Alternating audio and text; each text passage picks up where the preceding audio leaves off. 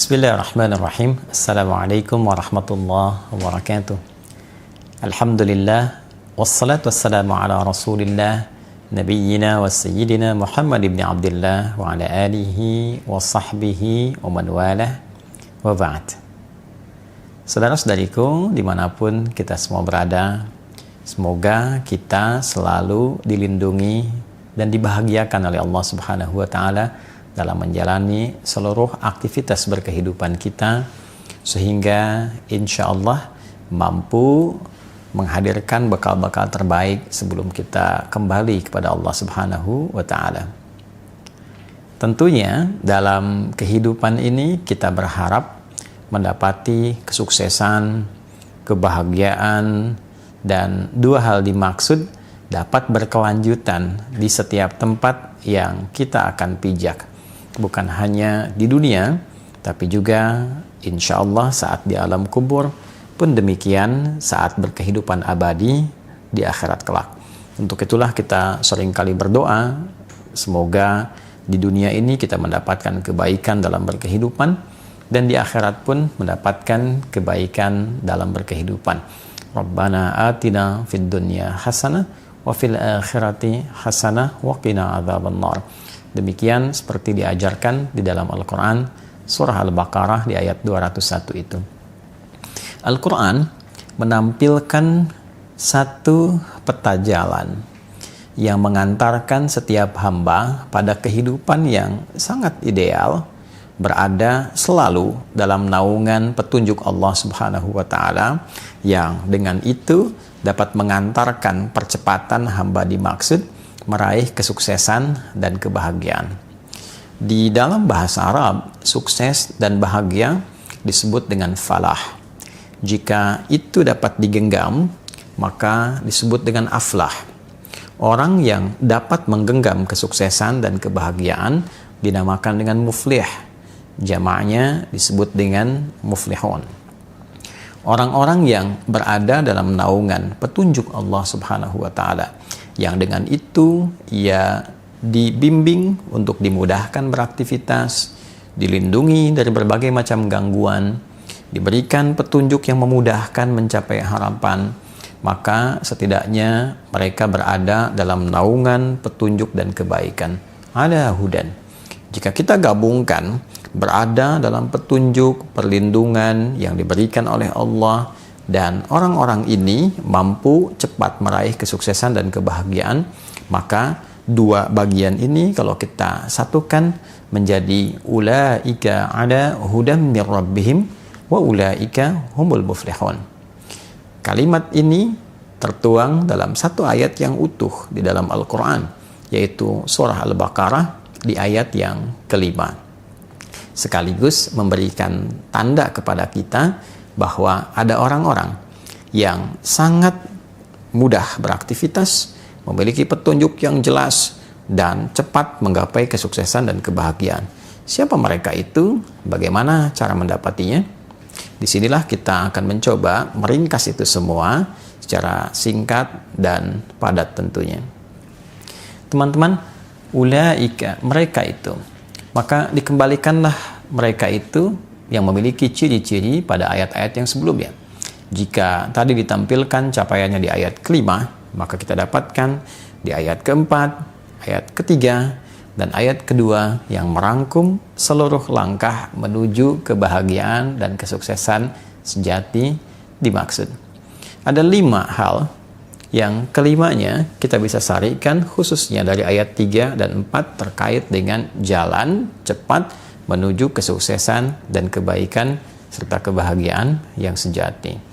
Yang pertama, alladzina yu'minuna bil ghaib, yaitu orang-orang yang selalu mengupgrade imannya kepada Allah sekalipun Allah belum nampak secara langsung dalam pandangannya. Jadi syarat pertama, seseorang ingin mendapatkan kedekatan dengan Allah, sehingga ketika terbangun relasi yang dekat ini, aksesnya terbuka untuknya. Jika seluruh akses terbuka, maka tentu konsekuensinya kesuksesan, kebahagiaan mudah sekali didapat. Dalam kehidupan, ini bisa ditafsirkan dengan logika yang sangat sederhana. Anda memiliki akses dimanapun, dalam keadaan apapun. Akses yang mempercepat harapan dari apa yang ingin Anda capai. Tidak ada yang semisal dengan Allah, laisa kamitslihi syai'. Namun dalam kehidupan duniawi kita saja, orang yang punya akses kepemimpinan mudah sekali mendapatkan beragam macam bentuk kemudahan dalam beraktivitas. Demikian seterusnya. Maka bagaimana dengan orang yang memiliki akses yang sangat kuat kepada Allah Subhanahu wa Ta'ala? Maka dengan akses yang kuat itu, kedekatan yang lebih itu, Allah pun membuka seluruh jalur-jalur kemudahan dalam berkehidupan. Baik itu di dunia, di alam kuburnya, sebelum wafat, wajahnya tersenyum.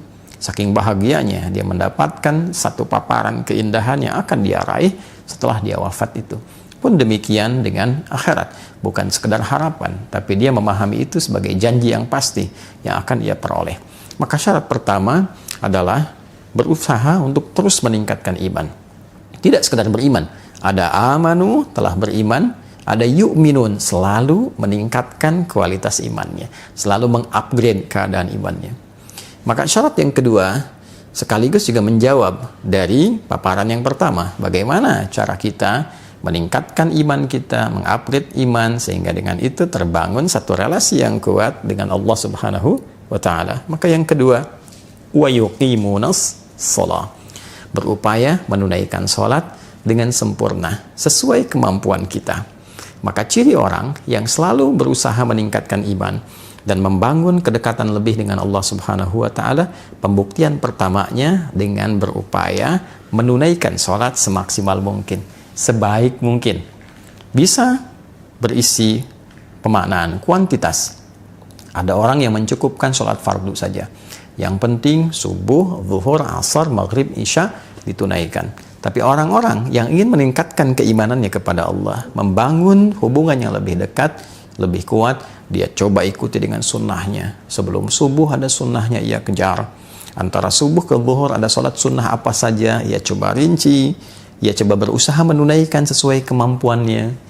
Kemudian sebelum zuhur ada sunnah apakah saja, setelah zuhur ada sunnah apa lagi, pun demikian di asar, di maghrib, di isya, di pertengahan malam, sesuai kemampuan ia mengeluarkan tema-tema terkait dengan sholat, waktu-waktu terkait dengan sholat. Maka dia berusaha menunaikan.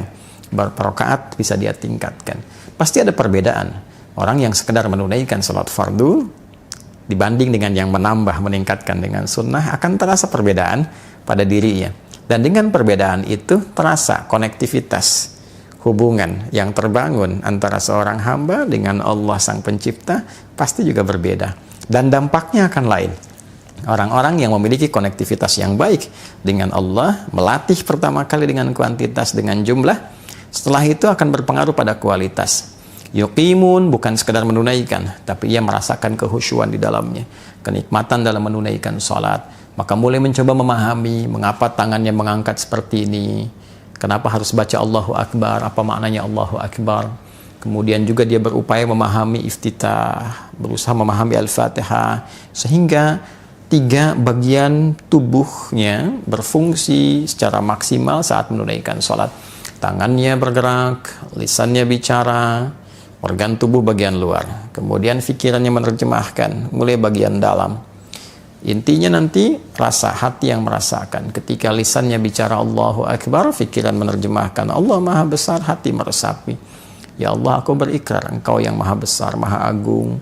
Namun dalam keseharian seringkali aku membawa keagungan, keangkuhan, dan itu menjadi hal yang tidak baik. Lalu diresapi, ditaubati, masuk ke iftitah. Allahumma ba'id baini wa baina khatayaya, ataupun wajah itu dan yang lainnya sebagai bagian dari komitmen untuk memperbaiki diri, menjauhkan dari kekurangan, dari kesalahan, membangun kesolehan dan kebaikan-kebaikan baru. Itu dampaknya sudah sangat luar biasa. Jadi bila itu kita latih akses terbuka, setelah kita mendapatkan akses itu, bagaimana membangun sifat yang ketiga? Wa mimma razaqnahum yunfiqun, adalah orang-orang yang mampu berbagi kebaikan dirinya dengan meningkatkan kemuliaan sosialnya. Jadi ada amalan sosial. Setelah baik secara individu, ya, secara pribadi, ia bagi kebaikan itu secara komunal, secara sosial. Jadi Satu, meningkatkan keimanan. Dua, melatih itu dengan menunaikan sholat, terkoneksi dengan Allah, dan pancarkan kebaikan personal itu dalam komunitas sosial. Berbagi dengan ilmunya, jika dia punya ilmu. Berbagi dengan materi, jika ia memiliki kelebihan materinya. Berbagi dengan sifat-sifat baik, minimal dengan senyuman. Maka nilai-nilai itu akan mempercepat kebaikan-kebaikan yang mampu ia raih. Kebahagiaan bisa diraih ketika berbagi sifat-sifat kebaikan dengan orang lain, walaupun dengan senyuman yang membahagiakan orang. Basmatuka fi wajhi akhika sedekah. Senyummu yang membahagiakan saudaramu itu bagian dari sedekah, dan itu sifat sosial yang baik. Kemudian ada dengan materi, ada dengan pengetahuan. Maka orang-orang yang menerima pembagian-pembagian nilai kebaikan itu dengan aspek nilai kesalehan sosial tadi, tanpa disadari membuka jaringan, membuka perlindungan yang telah Allah buat sistemnya secara alami. Sunnatullah fil kawan, sunnah yang Allah letakkan sebagai hukum berkehidupan yang sifatnya universal. Kemudian yang keempat, tentu untuk melakukan itu semua, meningkatkan iman, menunaikan sholat dengan baik, mengoptimalkan sifat sosial, itu mesti ada panduan. Nggak bisa kita mengerjakan sendiri. Maka kembali kepada panduan berkehidupan. Maka turunlah yang keempat. Walladzina yu'minuna bima unzila ilaik wa ma unzila min qablik. Maka orang-orang ini berupaya menjadikan Al-Quran sebagai pedoman berkehidupan. Allah menyampaikan dengan sangat terang, sangat jelas bahwa Al-Quran ketika diturunkan fungsinya bukan sekedar untuk dibaca, tapi kurikulum kehidupan yang mengantarkan seluruh keadaan hidup kita menuju kebahagiaan dan kesuksesan sejati. Maka kurang lebih 6.236 ayat, 114 surah, 30 juz itu isinya adalah kurikulum kehidupan. Kita keluarkan tema-tema kehidupan dari ayat-ayat yang sangat indah itu, yang terang dan jelas petunjuknya secara tematik. Tema tentang pokok kehidupan, tentang fungsi tubuh kita, bagaimana mata harus melihat, telinga mesti mendengar, lisan berbicara, sampai ke ujung kaki. Bagaimana panduan dalam menjalani aktivitas hidup sebagai seorang misalnya profesional, dia pebisnis, ada lagi yang di birokrasi, di diplomasi, ada yang mengajar, ada yang berdagang, dan sebagainya. Dikeluarkan ayatnya, lalu dilihat detilnya pada petunjuk kehidupan Nabi Sallallahu Alaihi Wasallam, dan belajar orang-orang terdahulu ketika menjalankan petunjuk di eranya seperti apa hasilnya. Disempurnakan di era Nabi Muhammad Sallallahu Alaihi Wasallam, diwariskan kurikulumnya sampai sekarang. Al-Qur'annya tidak berubah, dan orang-orang yang menjalani itu setiap generasi didapatkan capaian tertinggi yang membangun peradaban. Sebaliknya, ketika itu dijauhi, apalagi ditinggalkan, na'udzubillah, maka yang muncul ketertinggalan, kemudian kejatuhan, terjerembab. Silahkan lihat perjalanan sejarah. Semakin warisan itu digunakan, semakin cepat mendapatkan satu kemajuan, kecerahan, dan kebaikan. Dan ketika jatuh peradaban itu, riset menunjukkan kejatuhan itu diakibatkan oleh terlenanya pada dunia yang dirasakan dan mulai menjauh dari kurikulum kehidupan yang telah digariskan dalam Al-Quran. Kemudian yang kelima, yang terakhir adalah wabil akhirati hum yuqinun. Mereka yakin dengan kehidupan akhirat sehingga menjadikan akhirat sebagai proyek yang terpenting dari semua berbagai macam perjalanan hidup yang dilalui. Tentunya akhirat adalah ujung kehidupan kita. Setiap kita berpindah ke satu tempat, kita akan menyiapkan bekal. Ingin liburan ke kota lain saja, kita menyiapkan bekal. Ingin liburan ke negara lain, kita menyiapkan bekal. Tujuannya saat tiba di tempat itu, kita mendapatkan kehidupan yang memberikan kenyamanan. Pertanyaan akhirnya adalah, di tempat kita terakhir berkehidupan dan tidak ada tempat lagi untuk kita tuju, tidak ada perpindahan lagi, abadi ada di situ, bekal apa yang sudah kita siapkan? Maka orang cerdas adalah orang yang berupaya mencari bekal terbaik di setiap tempat yang akan ia tinggali, sekalipun hanya transit. Dan di antara yang tercerdas itu, ia mengumpulkan bekal paripurna untuk tempat abadinya, dan di tempat itulah dia akan hidup selamanya dan tidak berpindah ruang kembali. 5 ini, jika dihadirkan dalam kehidupan kita, maka menghadirkan ayat yang kelima, ulaika, mereka itu yang mampu meningkatkan keimanannya kepada Allah dengan berupaya melatih itu melalui penunaian sholat yang baik, lalu mengoptimalkan nilai-nilai itu dalam konteks kehidupan sosial, menjadikan Al-Quran sebagai panduan hidup, melihat pada praktek di zaman-zaman dulu ketika dipraktekkan dengan nilai kekinian sesuai dengan eranya, lalu menjadikan akhirat sebagai proyek terbaiknya. Itulah ala hudam mir rabbihim, orang-orang yang akan selalu berada dalam petunjuk Allah sehingga memudahkan ia meraih kebahagiaan, kesuksesan, berada dalam perlindungan, wa ulaika humul muflihun, dan pastilah orang-orang itu akan selalu merasakan kebahagiaan dan kesuksesan yang sejati.